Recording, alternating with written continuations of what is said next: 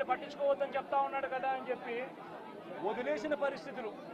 నేను అడుగుతా ఉన్నా, ఇదే గతంలో వైఎస్ఆర్సీపీ ప్రభుత్వం ఉన్నప్పుడు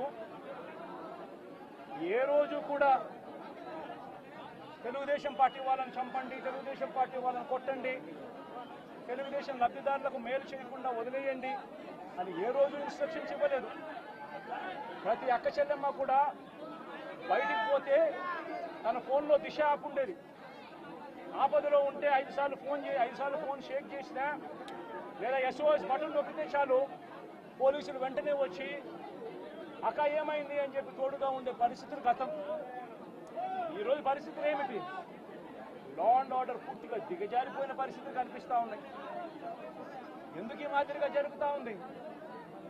కారణం చంద్రబాబు నాయుడు అనే వ్యక్తి తప్పుడు